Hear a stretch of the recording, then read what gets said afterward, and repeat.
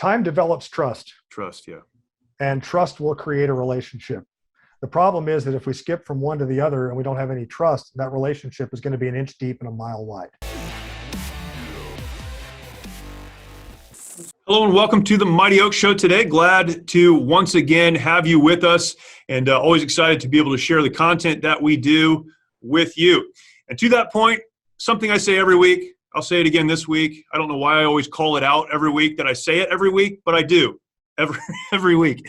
If you have not yet subscribed to our YouTube channel, please do that. Hit the subscribe button there. Also then go over, hit the notification bell, and that notification bell alerts you when more content comes online.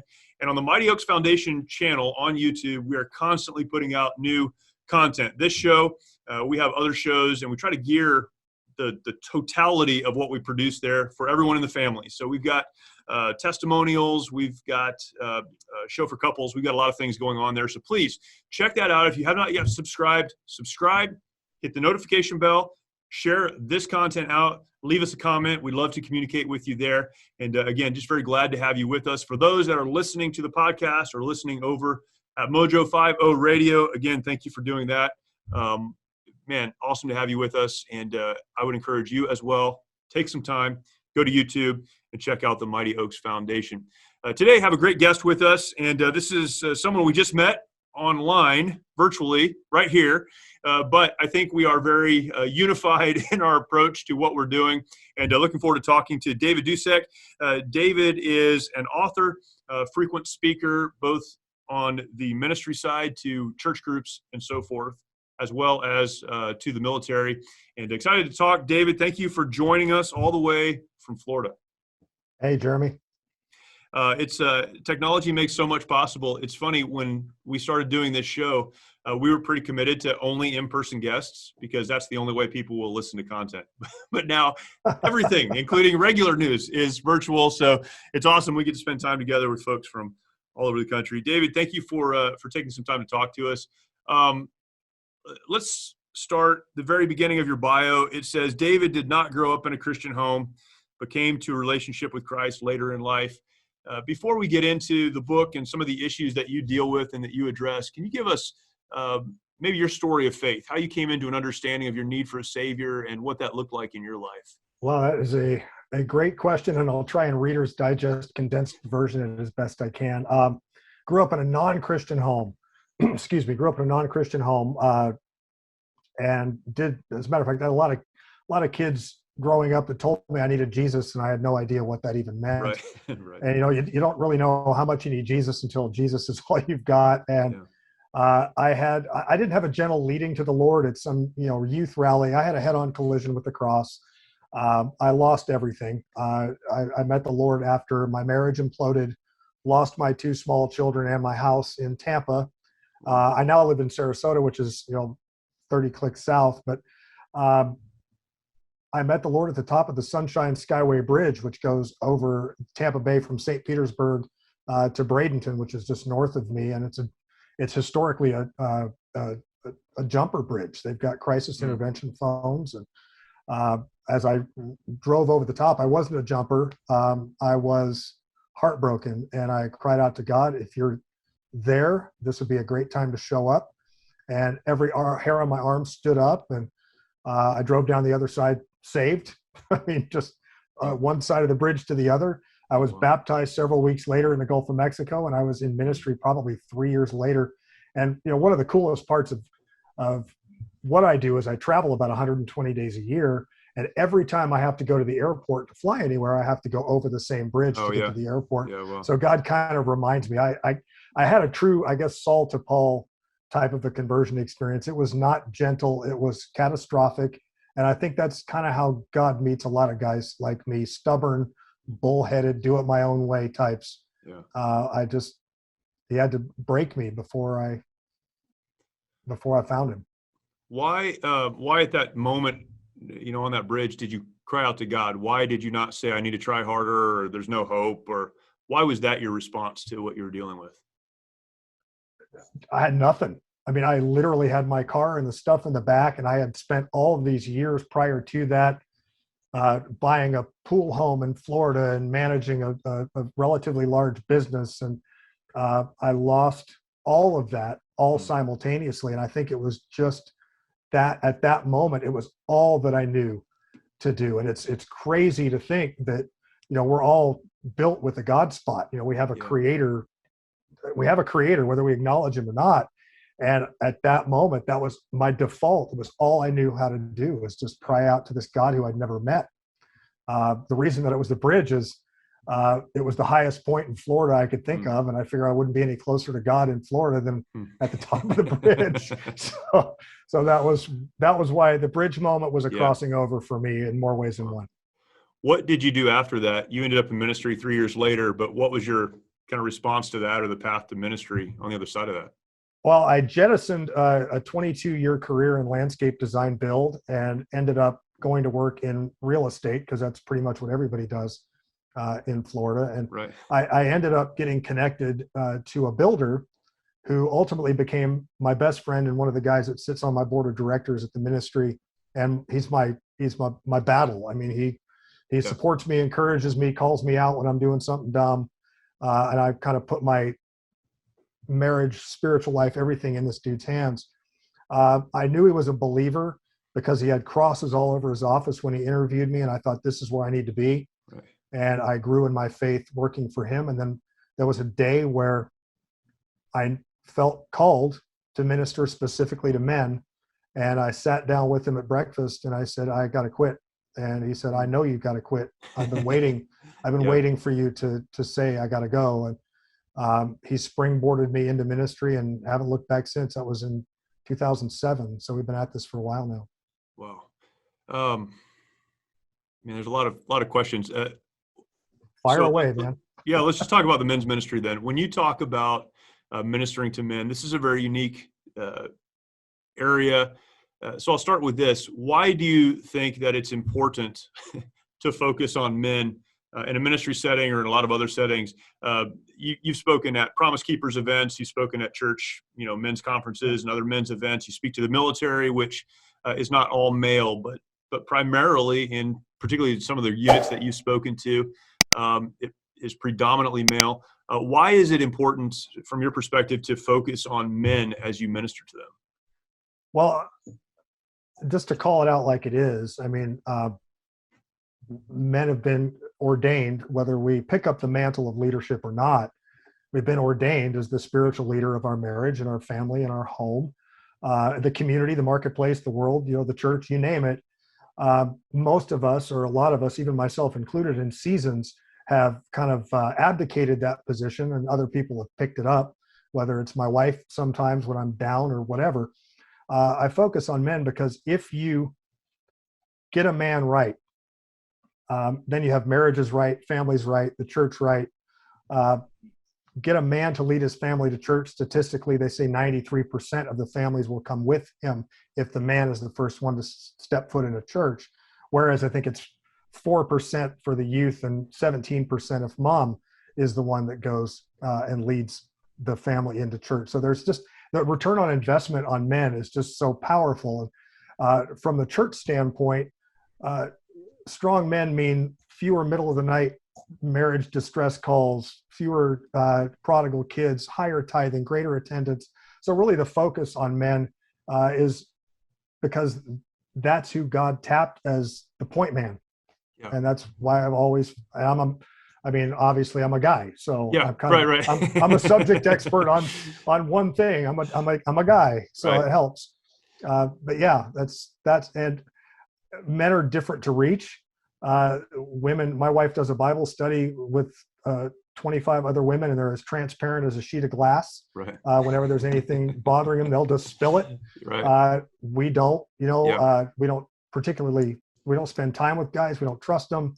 I tell men often that you need to get into the Humvee with 3 other people, so to speak, and just talk about what's really going on. Spend time together, earn the trust, put your life in somebody else's hands, so to speak. And that's how men will start talking about failed marriages, prodigal kids, financial issues. 2020 was a disaster, and I'm still picking pieces up from a lot of guys who on the outside looked like they had it all together. But didn't. I have, in speaking and preaching and teaching, I've often said that the blame for so many of the problems that we're dealing with in our society, and we could look at, we could name them, but there's so many issues that we're dealing with. I don't cast that at the feet of people who are unregenerate. I think if you do not have a relationship with Christ, then you should not be expected to see the world through the prism of the Bible or that relationship. Absolutely. I think taking that one step further, though, and I believe this, that not only is it Christians that should be responsible for what is happening in society, but it should be Christian men who are leading the way on that. And so often it's not. Why is it that men do so often abdicate their God-given roles in their homes and in church and in society? What's the motivator or the catalyst for that?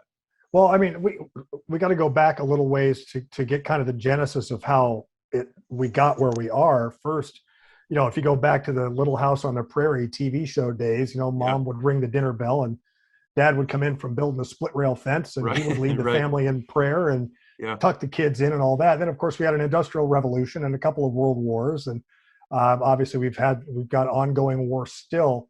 So there was an absenteeism issue where someone had to pick up the reins. And so the only person left to do that was mom. But then it just sort of stayed that way. And if you ever look around, churches are decorated, aimed at a different target demographic than you and me. I think they say 70% of churchgoers are women, I think is the statistic, something like that. Yeah. Well, and then to add insult to injury, we have a lot of, we're prideful. We don't want to, I was raised in the, just you wait till your father gets home generation. Right. My dad was a Navy EOD diver. So I couldn't, pull anything off on that guy. He was a staunch disciplinarian. Go outside and pick a stick or grab a belt. That was the way I was brought up. Yep. But there's a lot of guys that are struggling with thought life issues, embarrassment. Things just aren't working out the way that they want to. And we've been, as a whole, we're tapping out too quick. There's no resiliency. There's no drive. There's no, get up, brush the dust off and drive on. And so guys just kind of withdraw, just pull back. And of course, on the system side of it, you can't expect a relationship to form at a church if you're having burnt pancakes, 2 testimonies, and a prayer on the first Saturday of every month. And that's all that you see in terms of having any sort of offerings for men in the organized church. So it's like everything is stacked up against guys most of the time, unless we take the initiative ourselves. How did you go from, men's ministry focused on, ministry would connote, at least this is happening in the context of the church or, Christian environment. How did you go from that to doing so much in the resiliency area with the military? There's a lot of similarities between biblical manhood and resiliency. I deal with the same target, whether it is a unit-friendly brigade-wide training versus a Promise Keepers event. Right. I'm dealing with isolation. I'm dealing with friendlessness. I'm dealing with guys that, our MO when things go wrong is we withdraw. So we're not going to call somebody and say we have a problem. And the same thing occurs whether you're in the church or whether you're in the formation. Yeah. And so it was a very easy migration from one to the other, and God just opened the doors. I mean, it was something that we weren't planning on. It wasn't something that I had specifically targeted. It just God just opened the doors, and we kept going through them. And then suddenly I'm in Korea and Germany and dealing with other armies in other countries, focused on isolation, which gets people back up. If you can de-isolate somebody and get them back in the fight, resiliency is a natural byproduct of that, because they've got somebody, picking them up saying, I don't care how tired you are, you got to get up and keep fighting for your family, for your marriage, for your kids, and for the kingdom. When you say resiliency, how would you define resiliency or a resilient life? What's your, kind of your operating definition of that? Resiliency is overcoming circumstances that are pervasive, something that, whether it be an addiction or a constant fallback or a relational trauma or any number of issues have happened, to the guys that I speak to and the women that I speak to, because sometimes when I'm doing brigade-wide trainings and talking about isolation and friendlessness, I mean, it's a full crew of all Sure. kinds of different Yeah, people. right. But anybody, I had to have a level of resilience to get remarried, for example, because clearly I didn't do it right the first time. And God is a God of second chances and a whole lot more than two. But I married way above my pay grade on the second pass, but I could have very easily given up. And if it wasn't for other people around me, other guys around me saying, you're doing this wrong again, you better, try to deliver that differently so that you don't end up, divorced again. So resiliency to me, and I know you're dealing a lot with post-traumatic stress, and there's clearly a huge resiliency component to that. But resiliency is overcoming anything that could be constituted as relationally, emotionally, or physically debilitating, where you just get back up. And a lot of times the difference between getting back up and staying down is somebody else. So that isolation, piece, again, you mentioned it several times here. We talked about it just before we turned on the cameras as well. How does one avoid isolation? Stu Weber talks about this in some of his books, the idea of transparency. And I think Stu endorsed your book. And They did.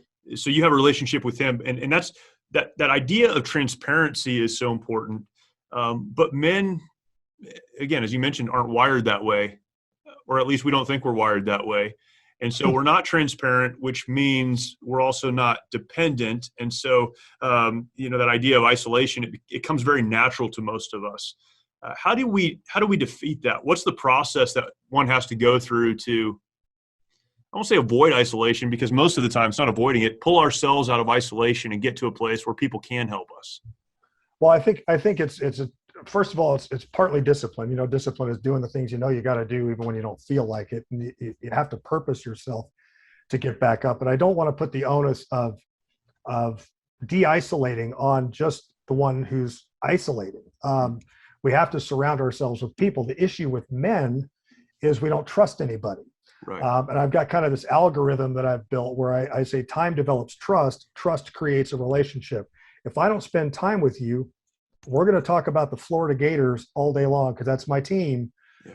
But I'm not going to tell you that I'm heartbroken because I've got a 26-year-old kid who never calls, which I actually do, and that's painful.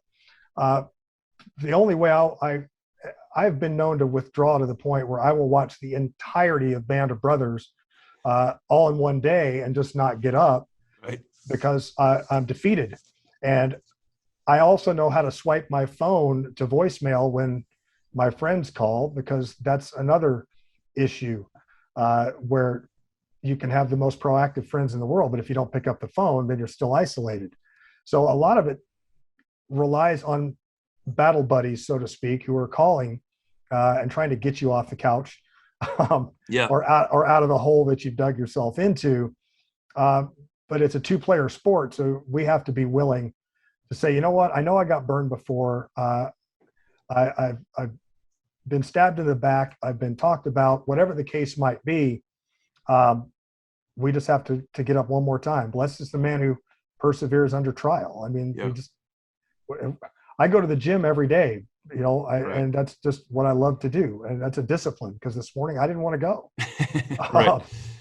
And we have to purpose ourselves to do that too when it comes to, getting our butts kicked, and we need to get back up.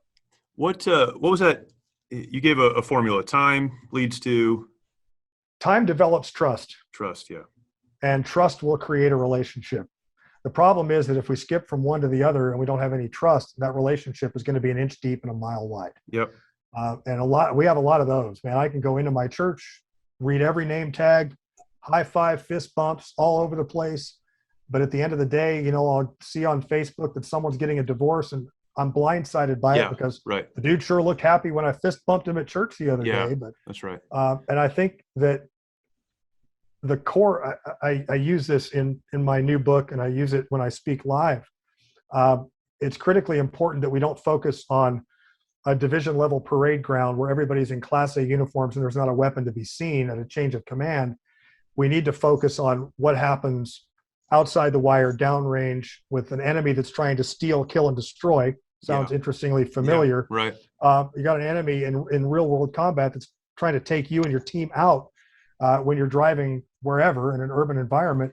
Yeah. The same idea would apply to us. It's not about Sunday morning with everybody in their Class A dress ties in church. It's who do you have, the other 6 days of the week that you go do stuff with. It's not a Bible study thing.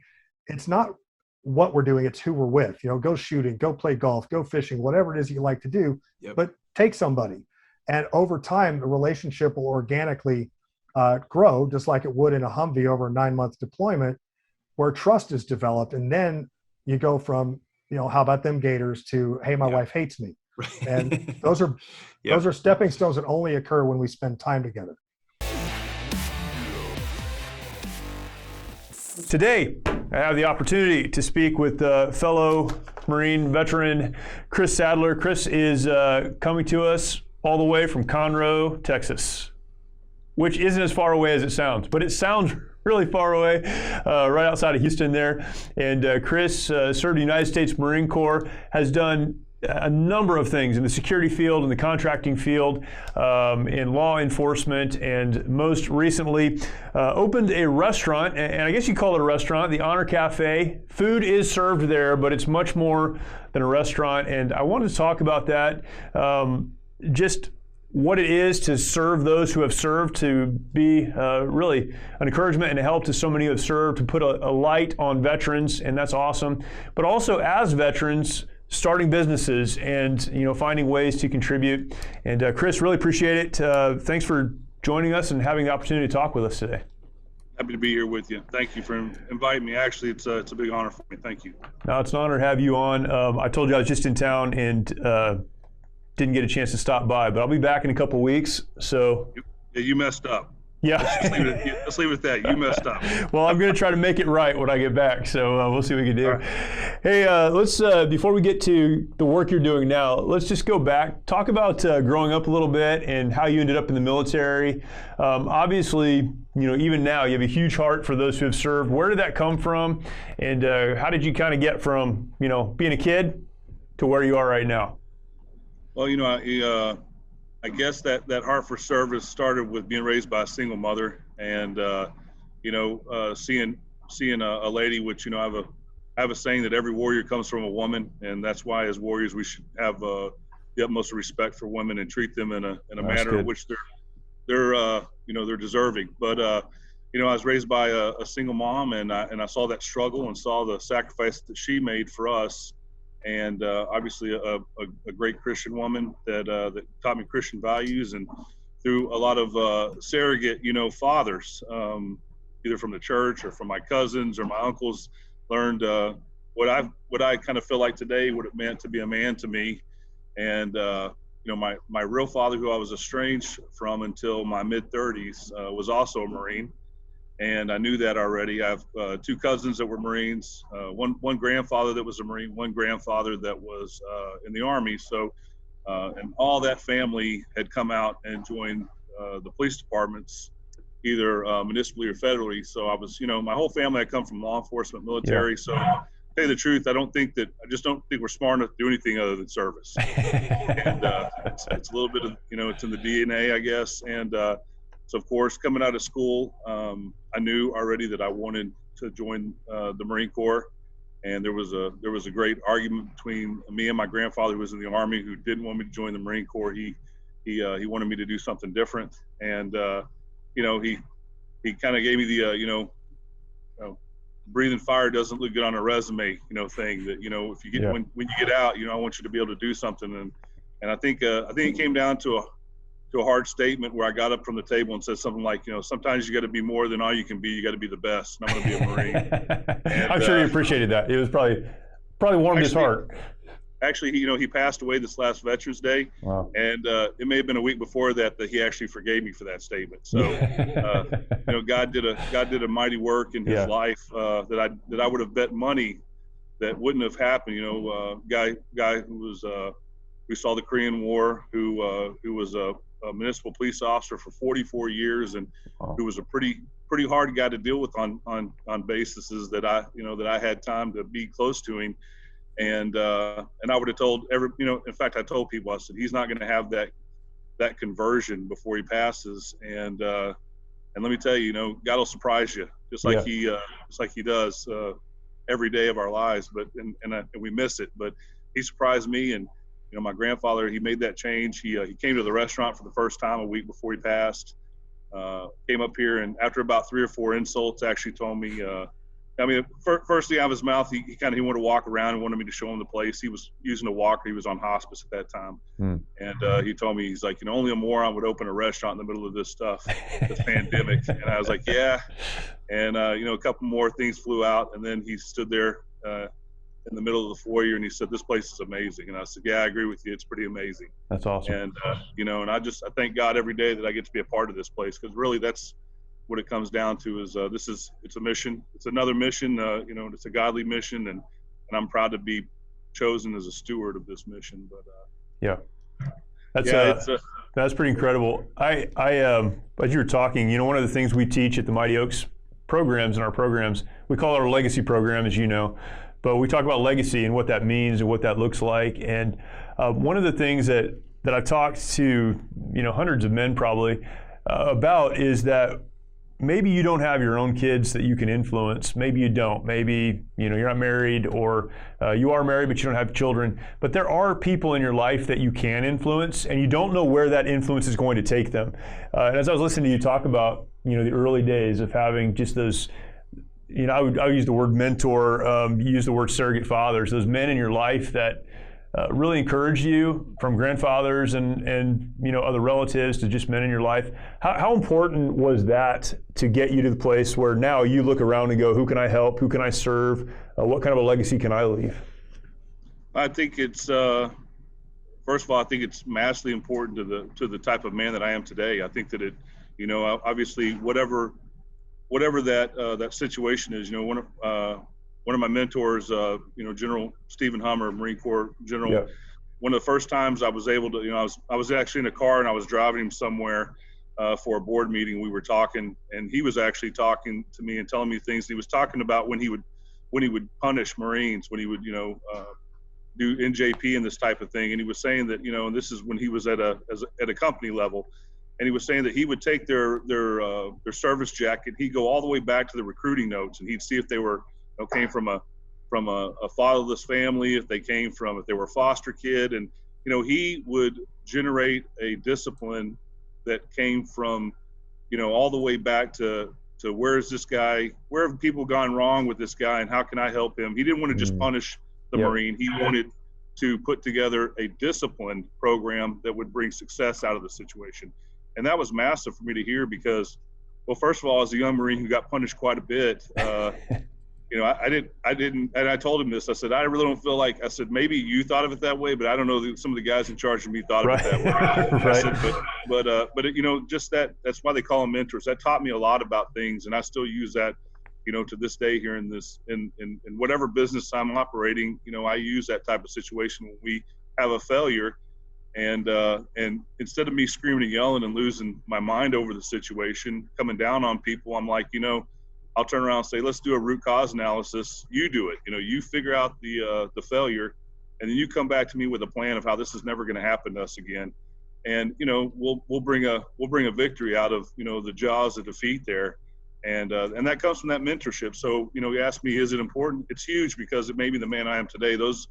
Each of those guys, that maybe I didn't appreciate, even maybe one of my mom's boyfriends at the time or whatever that came in, each of those men that God brought through my life brought some type of benefit. And to me, as long as you're learning, if you have the ability to learn, then it's not truly a loss. I mean, there may be the feeling of loss, or there may be some real loss, but if you can come out of it with some type of learning out of a situation, then you can come out with a win.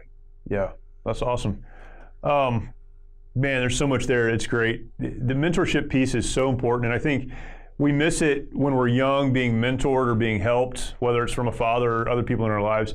But then I think as middle-aged or older men, we sometimes forget the responsibility that we have to then pay it forward for them to reach back and say, who can I mentor, who can I help, and how can I be an encouragement to them? There's really nothing greater in life than to invest in someone who will carry on after you're gone. Sure. Yeah. I had the ability here in the restaurant. We had a bunch of boys that came in, a bunch of college-bound baseball players came in, and they were eating in the restaurant. And I had a little talk with them that got pretty serious in a hurry. And it's exactly what you're talking about, that mentor situation. I remember when I was getting married, there was an older Marine that was actually a master sergeant that I knew outside of work, and he had the courage to sit down with me and tell me, as a young Marine who he had deployed with, and knew that I was a little wild when it went to the other side of the pond there. He's like, this is going to be your wife. He said, and this is going to be the mouth that kisses your children. And these are, there's things that you do and don't do with a wife, and there's things you ask and there's things you don't ask. And let me tell you, I've used that advice in my marriage, and I've been married for 25 years now. Ultimately, the reason I left the Marine Corps was for my wife. And not because she asked me to, but because she said, if I didn't want to leave the Marine Corps, we probably weren't going to make it. And I had to make a really hard decision. Yeah. And 25 years later, I feel like I made the correct decision. And she's an incredible woman. But, that advice he gave me caused me to not make mistakes that I saw other Marines make, so that mentor piece, like you said, it's massive. But back to these boys being here in the restaurant, these baseball players, we sat there talking, and somehow this child trafficking situation that's going on in the United States came up at the table. And I said, how do you guys feel about being part of the problem? And they, all of a sudden, all the smiles left the table. And I said, in any type of business, I said, there's a supply, and there's a distribution group. I said, and there's a demand. I said, and if you guys have ever watched pornography, I said, you're part of that demand. I said, if you don't want that to happen, if you feel bad about the way that has happened, I said, take yourself out of that supply chain. I said, because that's the way you break a business, right? You get rid of the production, you get rid of the distribution, you get rid of the demand. One of those things, you take any of those out and the business fails. And I said, if we want to get serious about this in America, about this, this human trafficking, this child trafficking situation, which, in my law enforcement experience, and even today with law enforcement officers that are here in the restaurant that we do business with, that leads to some type of sex trade is where that stuff's tied to. And I told him, I said, you want to fix that? I said, take a piece out of there. I said, take yourself out of the equation. But I think that, the looks on their face, I think they were thinking in a different way than they were thinking before I stepped up and talked to them. That is mentorship. When someone can talk to a young man and change his mind, or at least get him thinking in a different direction, you better believe that's mentorship, because, there's only two things that move a young man: God and mentorship. Yeah. Wow. Incredible. Man, God and mentorship, and sometimes it's the mentor that leads to God, I think, as well. Absolutely. Were you were raised in a Christian home, or certainly around Christian people? Can you talk about your journey of faith a little bit, when you came to make that relationship with God personal to you, and how that's kind of influenced your life? I think that my story isn't unlike a lot of people's story who were raised in church. And I actually, I fell away from the church as a young man. I actually developed a plan in my mind. I looked at these old people in the church, which now I am one of those old people. I'm 48 years old this year, and going to be 49 in September. So I'm exactly at the old people that I was looking at. But I said, I'm going to step away, and I'm going to have this fun and do what I want to do. And then when I get old, I'm going to come back and sit where I need to sit in the church. I'm going to pay my tithe. I'm going to volunteer. I'm going to do the things that I know are right, but I don't want to miss out on any of this fun. And I exactly did that. And I guess I was a municipal police officer. I got out of the Marine Corps. I was in law enforcement, and I knew enough to have my family in church, because I knew that those parables, those stories, are the building blocks of a solid moral compass for a child. So I was smart enough to have my kids in church, but I was there. I wore my sunglasses. I sat in the top tier, and a lot of times I slept through church because I was working night shift patrol at that time. And had a pastor named Steve Regal. We were going to a church called Grace Fellowship in Houston at that time. And Steve Regal, with a lot of courage, was given a message on sin. And he said, there's a lot of you out there. I'll never forget his words, because it changed my life that day. He said, there's a lot of you out there who are sitting in the chair, and you know the Bible, and you know that if one word of the Bible is true, all words are true, and you know that the Bible says the wages of sin are death, but you're sitting here, so you're thinking, well, I must have just made it under the wire.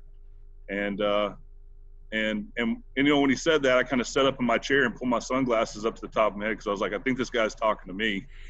And he said, I want to tell you, if one word is true, all words are true. He said, when you sin, something died.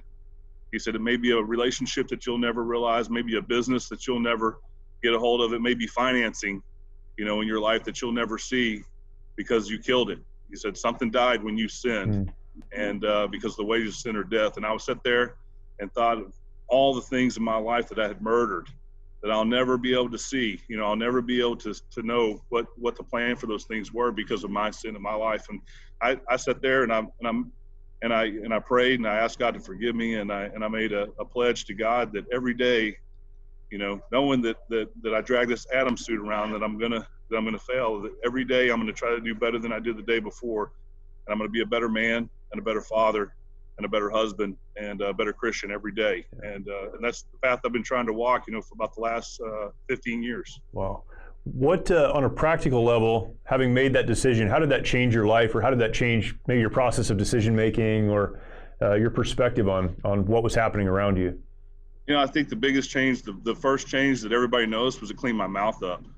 You know, the first thing, you know, I'd come out of the Marine Corps with a pretty healthy use of the F word, and you know, like most Marines, and I had no problem using it because I felt like it was just part of the English language, and had learned and was proud of the fact that I spoke Marine lingo. Right.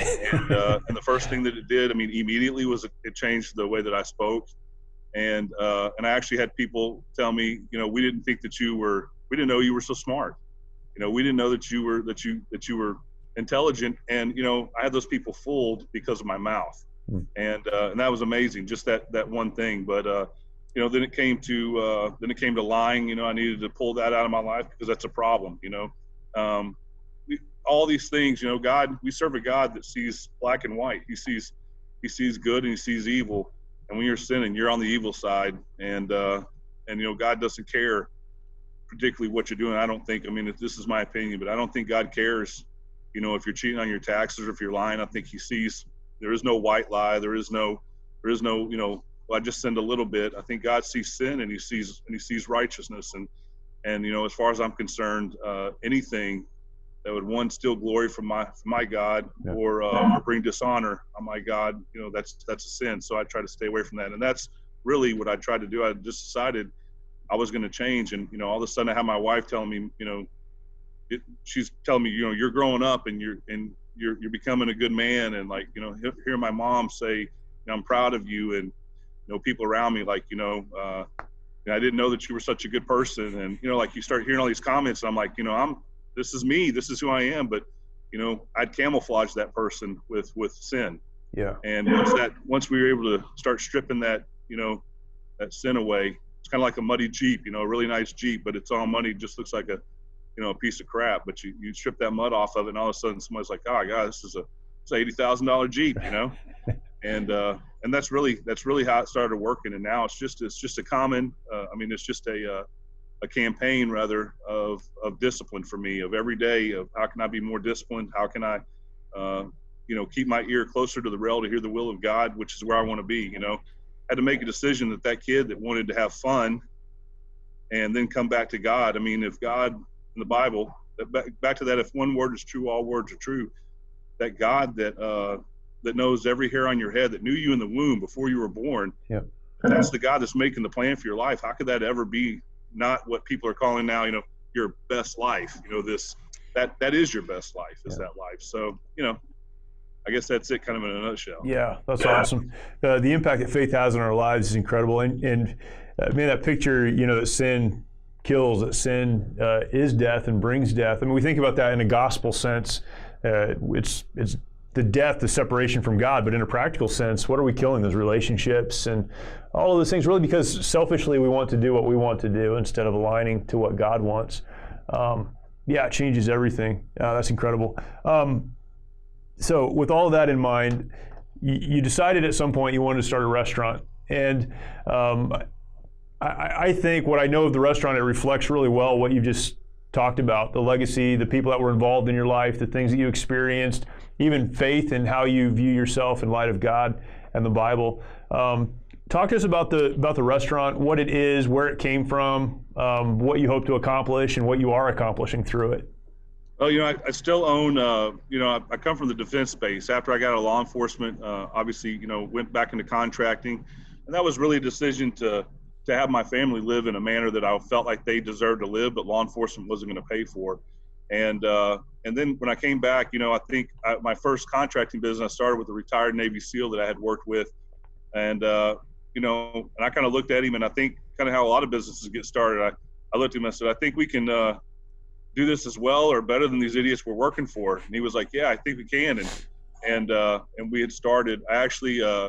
I worked for a British outfit named Armor Group, which brought me back into the States for Katrina.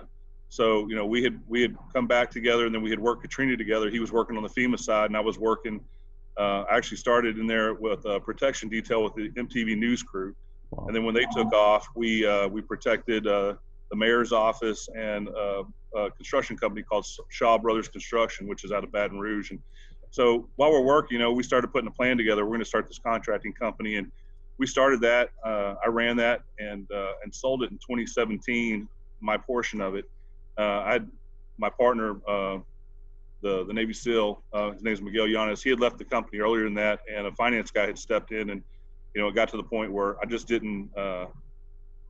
Me and the guy that was there, we saw things a little differently, and it was picking up. It was kind of gaining velocity, and I told him, I said, let's try to do something before we can't do anything. And it was better for the employees that he kept the business and ran it because of some products that we had in the product stream, and I knew I wanted to do something different, so I stepped away, and I took basically all the hardware side, the guns. The gun importing, the gun production, that stuff with me, the hardware. And so started a new company called WarWorks. And then, I think God had seeded the idea of this restaurant years before I started it. And kind of the catalyst that caused me to move that way was I have a freshman in high school this year. I have 4 daughters. So my daughter that's a freshman, she was an 8th grader, and she had asked me, Dad, will you help me put my courses together? And so we sit down and we're putting her courses together, and, all the way to her senior year. And I'm looking, and there's no government classes. There's no civics classes.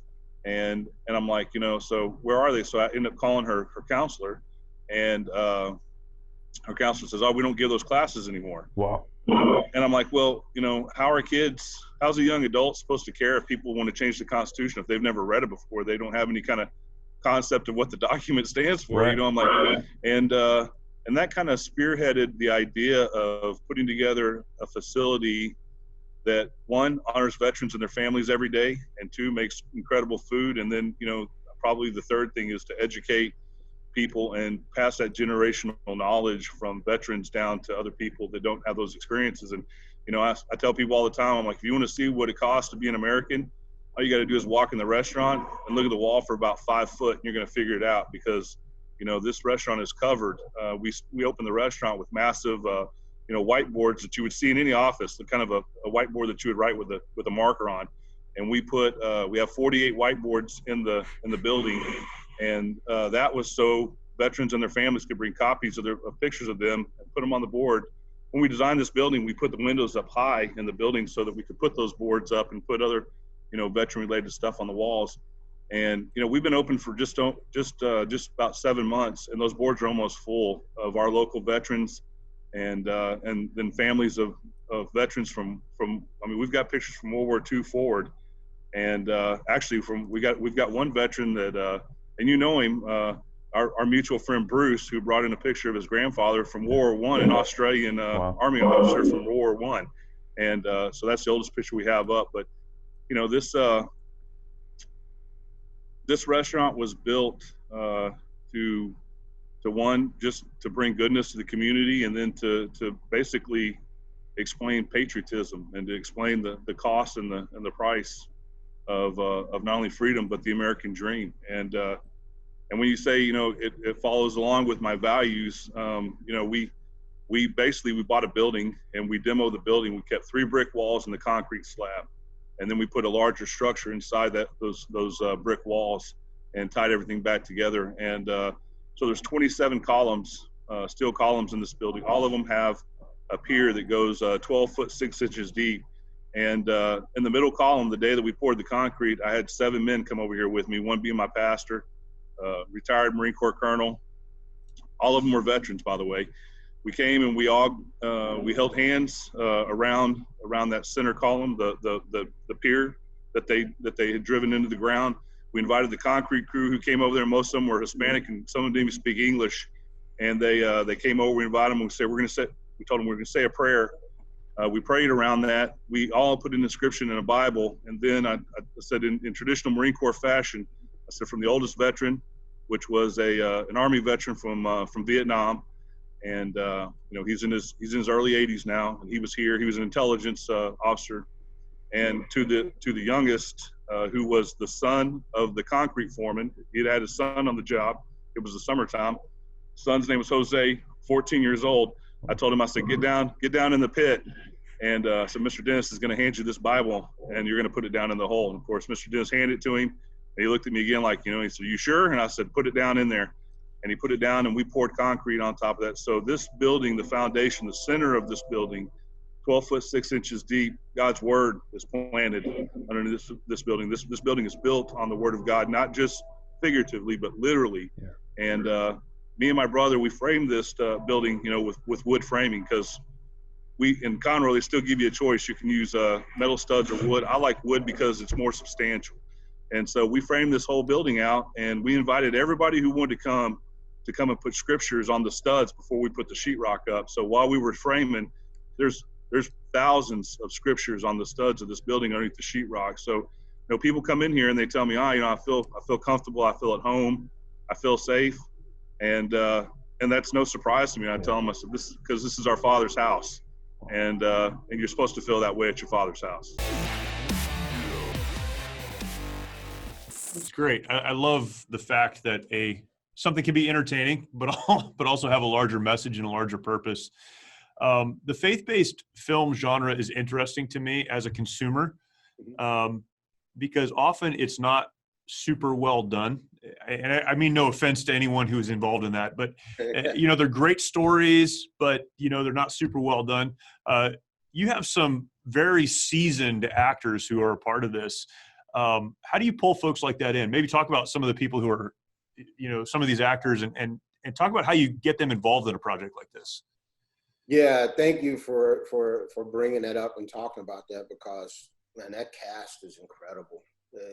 You from T.C. Stallings, Keisha Knight Pulliam, Greg Allen Williams, Robert Richard, Jeff Rose, Blue Kimball. Man, I mean, believe me, I'm just as shocked as anyone else.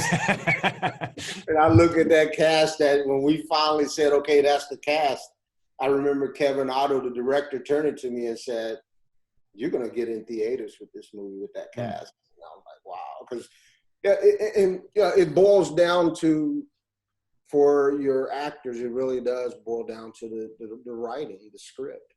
And I would dare say, and I'm not trying to say by any measure I'm this great writer, but when you hand off a script to talent like that, they want something they can sink their hands into and discover a new way of them doing something on screen. So T.C. Stallings, and I don't know if you had a chance to interview T.C. yet or not, but T.C. Stallings was always going to play the lead. When we were on the set making A Question of Faith, T.C. was in that movie. I had watched him in War Room and Courageous. Yep. So I knew his work. And one day we were out by the crafty table talking, and I said, hey, I want to write this story I got in mind, and I think you'll be fantastic for the lead if you're interested. And if you interview TC, he'll tell you that he agreed. He go, oh, yeah. You write it out. But he'll tell you, after I said that, he was like, yeah, whatever. I hear this all the time, And as it would have it, maybe a couple weeks, maybe inside a month later, I sent them the draft. And he came back and was like, wow, man, you really did it. And he goes, I love it. I love to do it. And it just kind of snowballed from there. We sent it out to Keisha Knight Pulliam's management. She read it, immediately came back and said, I want to play this character. Awesome. Greg, I had worked with Greg on A Question of Fate.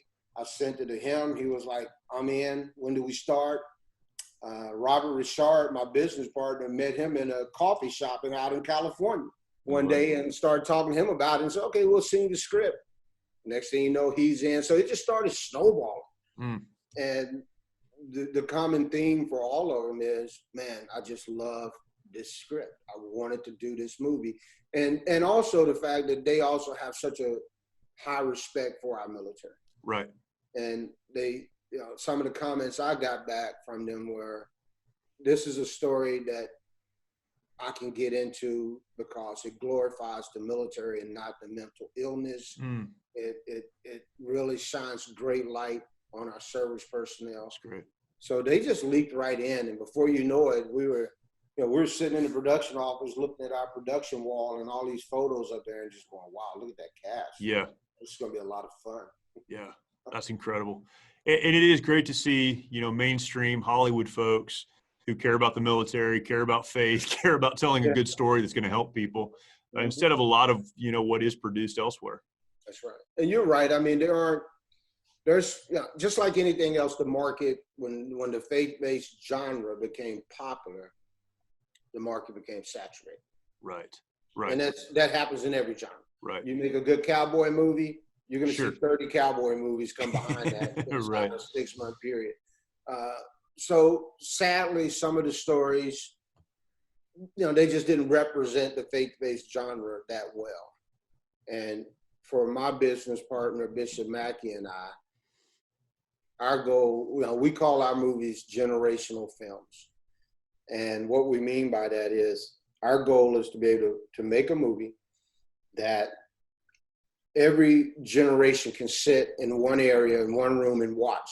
So from grandmother, grandfather, all the way down to grandkids can all plop on the couch and watch the movie. That's awesome. And so we just want to tell stories like that. And you said it earlier, we want them to be entertaining because they are movies. Yeah, of course. So you have to write something that's entertaining and not preachy. So I don't know if we're hitting the mark, but we certainly feel like right now we're hitting the mark. So. Yeah. So even with a great cast like this, when you write a story like this one, particularly since, you know, it represents a lot of your dad's struggles and some of those things you remember growing up and seeing, I would imagine, I've done some writing, but I've never had anyone act out what I wrote. I would imagine there's a way in your mind you believe it's going to happen. And then when you start filming, maybe things don't look exactly the way that you thought they would. With such a personal project, something that is, you know, real to you, something that you lived in many ways. How do you navigate that when these things are being filmed, when it's unfolding? You jump in and say, stop, that's not the way I wanted it, or how do you handle that? Well, you know, well, one, you have to write a story first. And when I teach seminars, I always, you know, and usually I get called on to teach writing seminars at film festivals and things of that nature. First thing I always do is say, okay, how many in your room right now want to be screenwriters? And they'll all raise their hand, of course, because it's a screenwriting class. Right. Kind of a loaded question. But then I'll say, okay, all of you are destined to fail in this industry. And of course, the odds get big. And I'll go on to tell them that anybody can write a screenplay. All you got to do is get a piece of paper and type fade in. And if it's 100 pages later, type the end, and you have a screenplay. But what you may not have is a story. Right. And so I try to focus on telling a good story. And I feel like, okay, if we can do that, then as a director, you shouldn't have to do a lot of hard work. Because you give that off to the talent. And when you have talent like TC and Keisha and Robert and Jeff Rose and, you know, Blue Kimball, people like those guys, you don't have to do a lot. You give them a general description of what you think that character is about, and then you let them bring those characters to life. And I will tell you, there was only one time throughout the making of this movie when I walked up to TC, and there's a scene in the movie where TC is screaming at the pastor. And I walked up to him and said, it was a little bit more intense than that. Because that actually happened. Yeah. Probably. But yeah, there was only one scene when I walked up to him and said, hey, on the next take, be a little bit more intense, because there was a lot more intense to that. And he's like, seriously? I said, yeah, just let loose. He did. Yeah. and he did that. But I will tell you, there were a number of times that I walked up to those guys throughout the movie and the making of it and said to them, wow, that was fantastic. I didn't write it that good. What you guys just did was incredible. Yeah. And, I just believe that if you write a good story and you hire professional talent, you can just let them do what they do. Yeah. I'm very hands-off when I'm on movie sets, very hands-off. If I see, like you said, if I see something and I'll go, it was a little bit intense, then I'll say that. But for the most part, you want to trust your talent to bring the story to life. Right. It seems like it would be a very emotional process to watch what you wrote being acted out. For this one, it was. Yeah. I admit to that. For A Question of Faith, it was, I was just kind of numb to the fact that somebody was willing to take my words and read them in front of the camera. Right. I was like, I was a fanboy. I was like, man, can I get your autograph?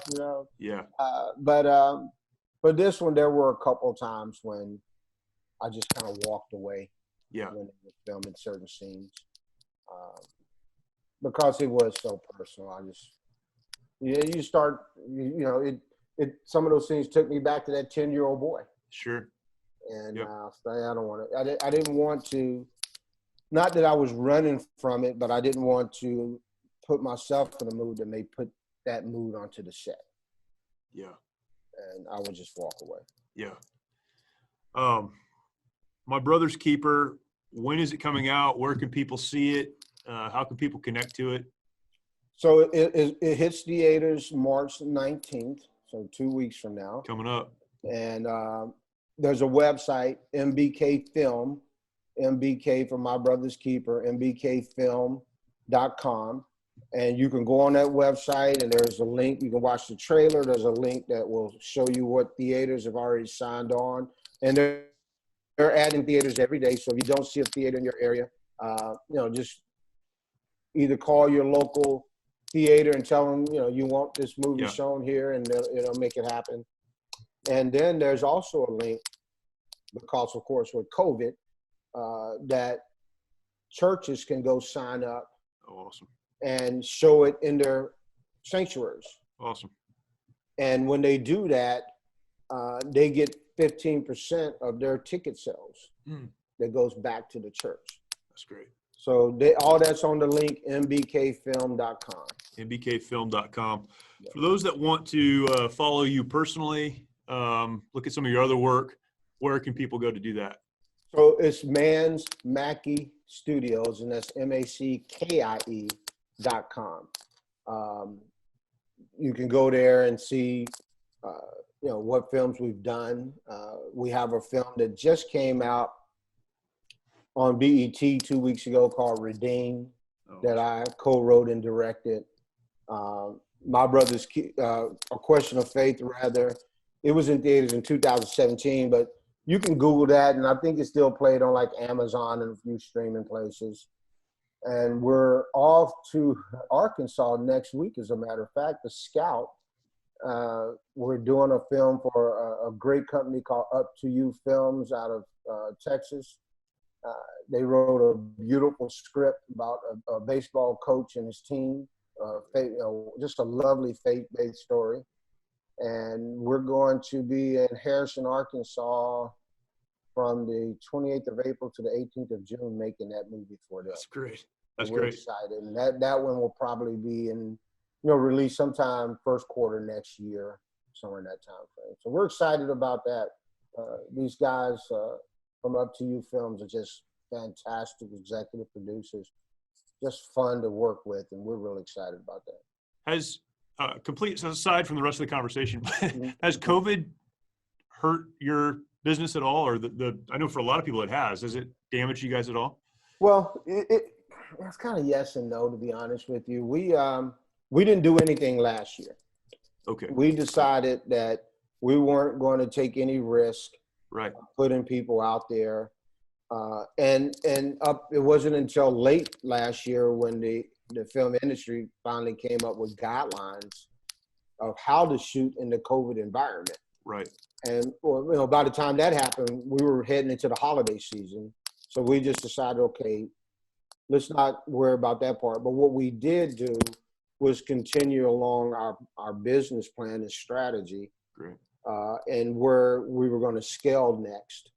And we were all set to scale this year anyway into becoming a production company that not only made movies that I wrote, but made movies that other people wrote. Hence why we're going to Arkansas. Yeah. So we focused on just building more resources, getting stronger in our resources so that we could say that we are a concept to consumer production company. So we hired some people. Our core group is just, I just can't say enough about them. We got a guy, Robert Bigelow, who is our senior producer now, Emmy award-winning talent, wow. Oscar-nominated talent on the movie Get Out. The dude is just incredible.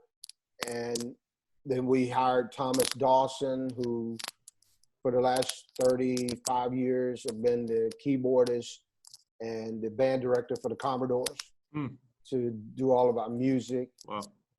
So we just focused on putting pieces in place that would not only allow us to do these movies, that will give us respect by name, right, to do these movies. And